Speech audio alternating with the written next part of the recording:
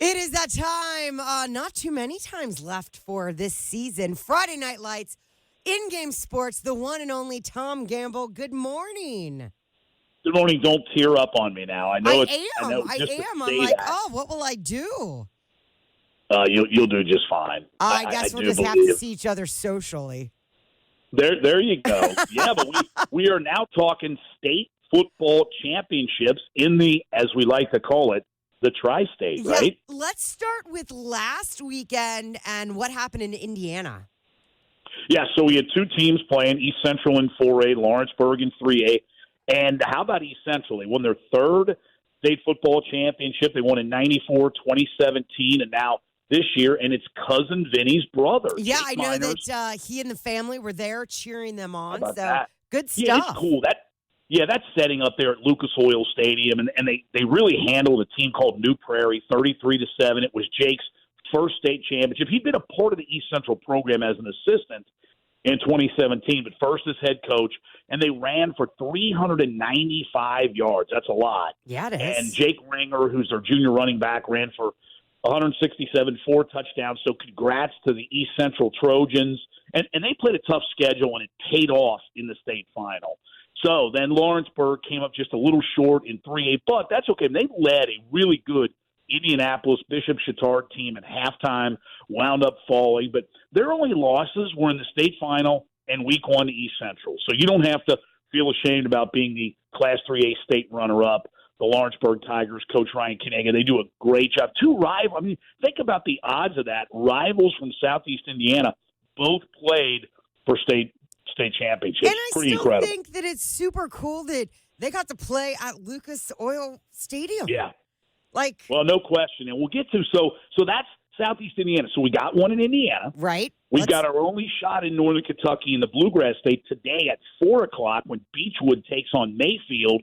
Now, they get to play at Kroger Field in Lexington, which is UK's home field. Okay. So that's pretty darn cool, too. Absolutely. Now, Beechwood, despite losing one of its best players, Mitchell Berger, forges on it. I'm just going to give you a couple of this. Think about this, Bridget. They're trying to win their 6th state championship in the last 7 years. Not too shabby. So they won Class A in 2016, 17, and 18. Then they moved to Class AA up, based on enrollments, and lost in 19 in the semis, and then they won it the last 2 years. Now, the team that they lost to in the 19 semis is their opponent today, unbeaten Mayfield. Now, they beat Mayfield in the semis last year rather handily in Fort Mitchell, but this will be a tough one. I think this one, the last 2 years have gone down to the wire, but the fact that they can play for another one for Beechwood's pretty incredible. I mean, that says a lot about their perennial, powerful program in the small school category. So is Mayfield. So that's at 4 o'clock today, Beechwood.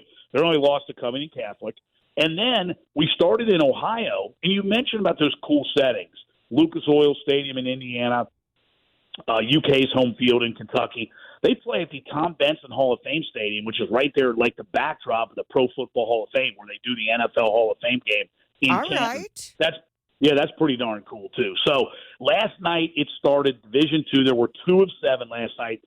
And this is, you can't do comparative scores, but Kings is kicking itself. They lost last week 52-49 to Toledo Central Catholic, and Central Catholic won the state title. So you're going, we were so close. And they beat Akron Archbishop Hoban. Most people thought they were the best. They lost to Winton Woods in the final last year, won it the year before. But Toledo Central Catholic built a 28-7 halftime lead. But how about this? Named earlier yesterday, Ohio Mr. Football, Lamar Sperling from Hoban. He carried 40 times in the game for 300. Now get a load of this. For 350 yards, basically. That makes me tired hearing it. Well, it's a Division II state record, and he ran for almost 4,000 yards this year. Now, he's going to the University of Buffalo, but nonetheless. So, now I segue to tonight. Tonight, it's Springfield against Lakewood St. Edward.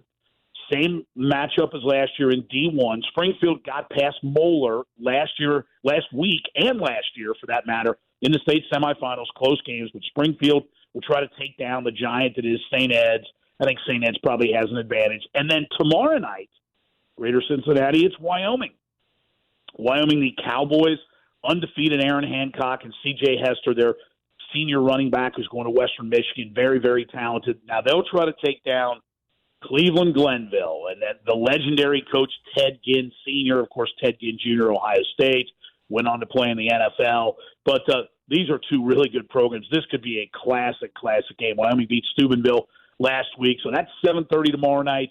The D1 Springfield Lakewood Center, we're 7:30 tonight. So then that wraps it up, and we'll, of course, wrap up we'll put a bow on it, as they like to say, the high school football season next Friday. But so we got a shot. Beechwood today at 4, Wyoming tomorrow night at 7:30 are the locals still playing. So best of luck to both of them, and they both have good shots. They both should be good games. Absolutely. I don't know about you, but I feel like that this season has flown by, and maybe because it was back on par with before the pandemic, before it got all weird and crazy. The weather was cooperating. The high school football gods were smiling this year.